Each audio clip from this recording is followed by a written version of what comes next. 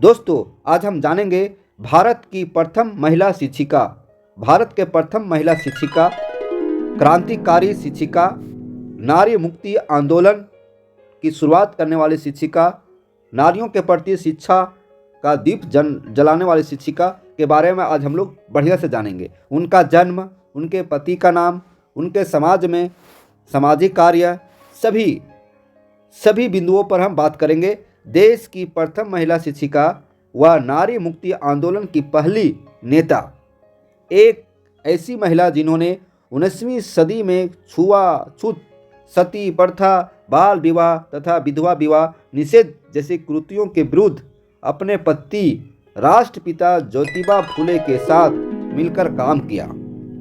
इनके पति का नाम ज्योतिबा फुले था और अपने पति के साथ कंधे से कंधा मिलाकर सती प्रथा के विरुद्ध, बाल विवाह के विरुद्ध, विधवा विवाह के विरुद्ध काम किया। विधवा विवाह निषेध जैसी कृतियों के विरुद्ध काम किया। उस समय विधवा विवाह निषेध था। सावित्रीबाई फुले देश की पहली महिला अध्यापिका व नारी मुक्ति आंदोलन की पहली नेता थी। सावित्रीबाई फुले देश की प्रथम महिला शिक्षिका और नारी मुक्ति आंदोलन की पहली नेता थी, जिन्होंने अपने पति राष्ट्रपिता ज्योतिबा फुले के सहयोग से देश में महिला शिक्षा की नींव रखी। पहले महिलाओं की शिक्षा से वंचित रखा जाता था। इन्होंने महिलाओं को शिक्षा के प्रति आकर्षित किया। शिक्षा ही ऐसा मूल मंत्र है जिससे समाज की हर चुनौतियों को निपटा जा सकता है। सावित्रीबाई फुले एक मूल निवासी बहुजन परिवार में जन्मी महिला थी, लेकिन उन्होंने 19वीं सदी में महिला शिक्षा की शुरुआत के रूप में घोर ब्राह्मणवाद के वर्चस्व को सीधी चुनौती देने का काम किया था। 19वीं सदी में छुआछूत, सती प्रथा, बाल विवाह तथा विधवा विवाह निषेध जैसी कृतियां बुरी तरह से व्याप्त थी। उस वक्त सामाजिक बुराइयां सिर चढ़कर बोल रही थी। उक्त सामाजिक बुराइयां किसी प्रदेश विशेष में ही सीमित न होकर संपूर्ण भारत में फैल चुकी थी। महाराष्ट्र के महान समाज सुधारक, विधवा पुनर्विवाह आंदोलन तथा स्त्री शिक्षा समानता के अगुवा राष्ट्रपिता ज्योतिबा फुले की धर्मपत्नी सावित्रीबाई फुले ने अपने पति के सामाजिक कार्यों में न केवल हाथ बटाया बल्कि अनेक बार उनका मार्गदर्शन भी किया। भारत का इतिहास फुले दंपति के कामों का सही लेखा जोखा नहीं किया। आज हम आपको बता रहे हैं भारत की प्रथम महिला अध्यापिका, भारत की प्रथम अध्यापिका सावित्रीबाई फुले के बारे में। भारत के पुरुष प्रधान समाज ने शुरू से ही इस तथ्य को स्वीकार नहीं किया कि नारी भी मानव है और पुरुष के समान उसमें भी बुद्धि है एवं उसका भी अपना कोई स्वतंत्र अस्तित्व है, व्यक्तित्व है। 19वीं सदी में भी नारी गुलाम रहकर सामाजिक व्यवस्था की चक्की में ही पिसती रही। अज्ञानता के अंधकार, कर्मकांड, वर्ण भेद, जात पात, बाल विवाह, मुंडन तथा सती प्रथा, कुप्रथाओं से संपूर्ण नारी जाति ही व्यवस्थित थी। ब्राह्मण व धर्म गुरु यही कहते थे कि नारी पिता, भाई, पति व बेटे के सहारे बिना जी नहीं सकती। मनु स्मृति ने तो मानो नारी जाति के अस्तित्व को ही नष्ट कर दिया था। मनु ने देववाणी के रूप में नारी को पुरुष की काम वासना पूर्ति का एक साधन मात्र बताकर पूरी नारी जाति के सम्मान का हनन करने का ही काम किया। हिंदू धर्म में नारी की जितनी अवहेलना हुई उतनी कहीं नहीं हुई। हिंदू शास्त्रों के अनुसार नारी और शूद्र को विद्या का अधिकार नहीं था और कहा जाता था कि अगर नारी को शिक्षा मिल जाएगी तो वह कुमार्ग पर चलेगी, जिससे घर का सुख चैन नष्ट हो जाएगा। ब्राह्मण समाज व कथाकथित अन्य उच्च कुलीन समाज में सती प्रथा से जुड़े ऐसे कई उदाहरण हैं जिनमें अपनी जान बचाने के लिए सती की जाने वाली स्त्री अगर आग के बाहर कूदी तो निर्दयता से उसे उठाकर वापस अग्नि के हवाले कर दिया जाता था। देखिए कितना क्रूर स्त्रियों के साथ किया जाता था सती प्रथा में। अंततः अंग्रेजों द्वारा सती प्रथा पर रोक लगाई गई। इस तरह से ब्राह्मण समाज में बाल विधवाओं के सिर मुंडवा दिए जाते थे और अपने ही रिश्तेदारों की वासना का शिकार स्त्री के गर्भवती होने पर उसे आत्महत्या तक करने के लिए मजबूर किया जाता था। उसी समय राष्ट्रपिता फूले एवं माता सावित्रीबाई फूले ने समाज की रूढ़िवादी परंपराओं से लोहा लेते हुए कन्या विद्यालय खोले। कन्या विद्यालय, लड़कियों के लिए विद्यालय, स्त्री शिक्षा के लिए विद्यालय। इन्हीं विषम परिस्थितियों में सावित्रीबाई का जन्म महाराष्ट्र के सतारा जिले में नए गांव नामक छोटे से गांव में हुआ। इनका जन्म महाराष्ट्र के सतारा जिला में हुआ। इनके पिता का नाम खंडोजी नवस्य पाटिल और माता का नाम लक्ष्मी था। 1840 में मात्र 9 वर्ष की उम्र में उनका विवाह पूना के ज्योतिबा फूले के साथ हुआ, बाल विवाह का शिकार। इसके बाद सावित्रीबाई का जीवन परिवर्तन आरंभ हो गया। वह समय शूद्र, अति शूद्र और स्त्रियों के लिए निराशा और अंधकार का समय था। उस समय स्त्रियों को स्त्री का दर्जा नहीं मिलता था, सिर्फ उनके साथ अंधविश्वासों वाला जिंदगी रहता था। समाज में अनेक कुरीतियां फैली हुई थी और नारी शिक्षा का प्रचलन नहीं था। उस समय नारियों का शिक्षा नहीं दिया जाता था, महिलाओं को शिक्षा नहीं दिया जाता था, लड़कियों का शिक्षा नहीं होता था। विवाह के समय तक सावित्रीबाई फूले की स्कूली शिक्षा नहीं हुई थी और ज्योतिबा फूले तीसरी कक्षा तक पढ़े थे। देखिए, एक तरफ सावित्रीबाई फूले विवाह के समय अनपढ़ थी और उनके पति ज्योतिबा फूले तीसरी क्लास तक पढ़े थे, लेकिन उनके मन में सामाजिक परिवर्तन की तीव्र इच्छा थी। वे चाहते थे कि हमारा समाज बदले, हमारे समाज में परिवर्तन हो, सामाजिक बुराइयां नष्ट हो। इसलिए इस दिशा में समाज सेवा का जो पहला काम उन्होंने प्रारंभ किया वह था अपनी पत्नी सावित्रीबाई को शिक्षित करना। सबसे पहले अपनी पत्नी को शिक्षित किए। सावित्रीबाई का भी बचपन से शिक्षा में रुचि थी और उनकी ग्राह्य शक्ति तेज थी।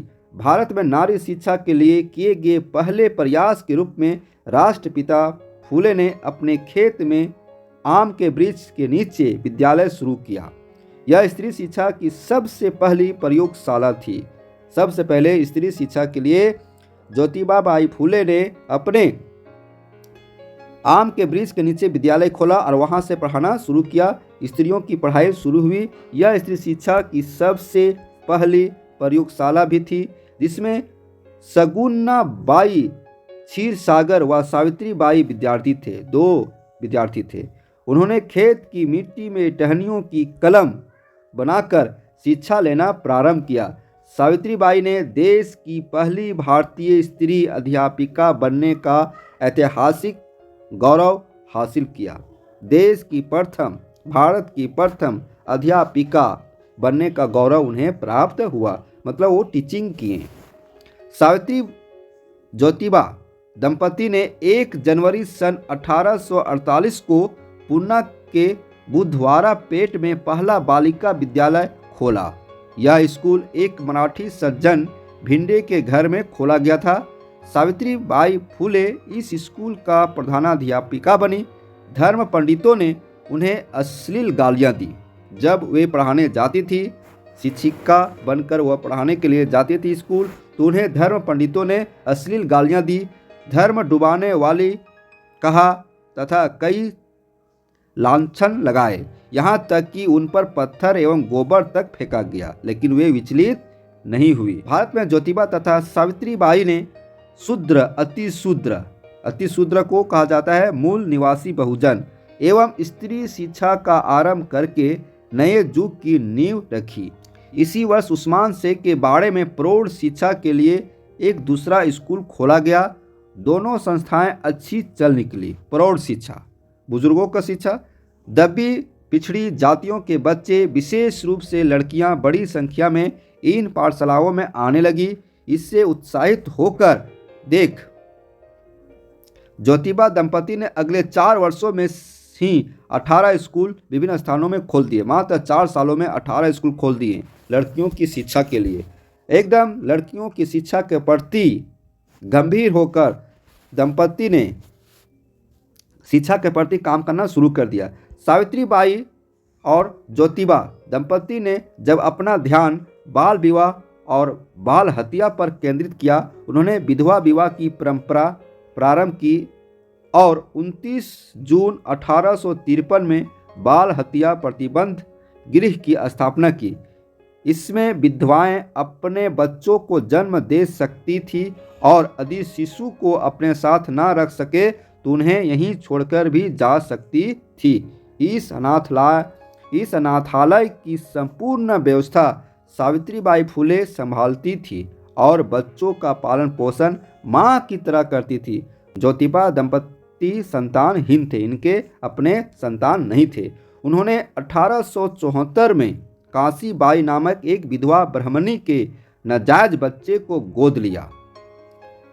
यशवंतराव फुले नाम से यह बच्चा पढ़ लिख कर डॉक्टर बना और आगे चलकर फुले दंपति का वारिस भी बना। देखिए, बच्चे को गोद लिया, फिर वह बच्चे को पढ़ाया और वही बच्चा डॉक्टर बना। उनका ध्यान खेत खलिहानों में काम करने वाले अशिक्षित मजदूरों की ओर भी गया। 1855 में ऐसे मजदूरों के लिए फुले दंपति ने रात्रि पाठशाला खोली।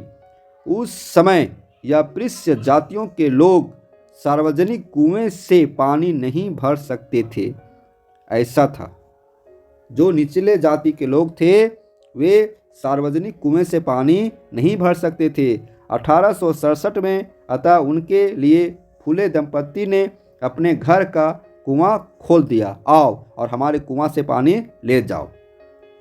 सन 1876-77 में पूना नगर अकाल की चपेट में आ गया। उस समय सावित्रीबाई फुले और ज्योतिबा दंपति ने 52 विभिन्न स्थानों पर अन्न छात्रावास खोले और गरीब जरूरतमंद लोगों के लिए मुफ्त भोजन की व्यवस्था की। देखिए, ऐसे थे ज्योतिबा फुले और सावित्रीबाई फुले। ज्योतिबा ने स्त्री समानता को प्रतिष्ठित करने वाली नई विवाह विधि की रचना की। उन्होंने नए मंगलाष्टक विवाह के अवसर पर पढ़े जाने वाले मंत्र तैयार किए।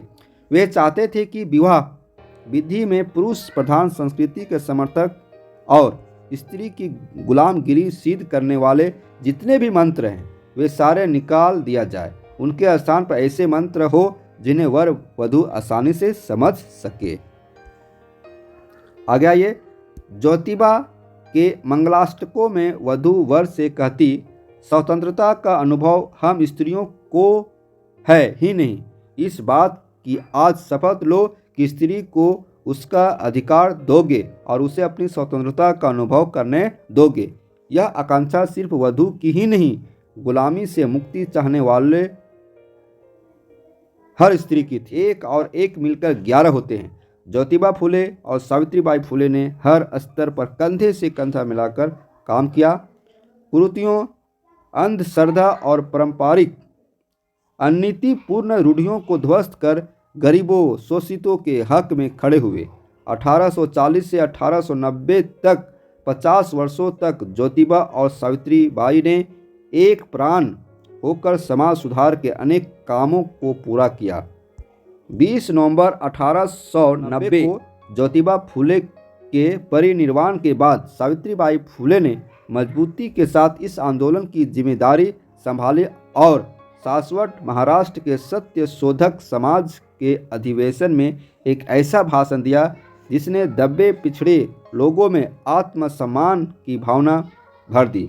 सावित्रीबाई का दिया गया यह भाषण उनके प्रखर क्रांतिकारी और विचार प्रवर्तक होने का परिचय देता है। 1897 में जब पूना में फ्लेग रोग, तब वे अपने पुत्र के साथ लोगों की सेवा में जुट गई।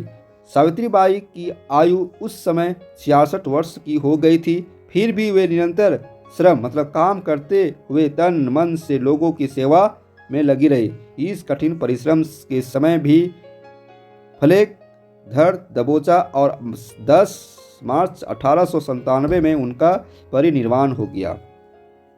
तो ऐसी थी सावित्रीबाई फुले जो देश हित और समाज हित में अपने प्राणों तक गंवा दिया। प्लेग बीमारी से ग्रसित होकर वो अपने अंतिम विदा ली और लोगों की सेवा करती रही। तो दोस्तों, ये सावित्रीबाई फुले की जीवनी आपको हम बताएं। उम्मीद करता हूं कि सावित्रीबाई फुले के बारे में विस्तार पूर्वक जान गए। तो हमारे चैनल को सब्सक्राइब कीजिए।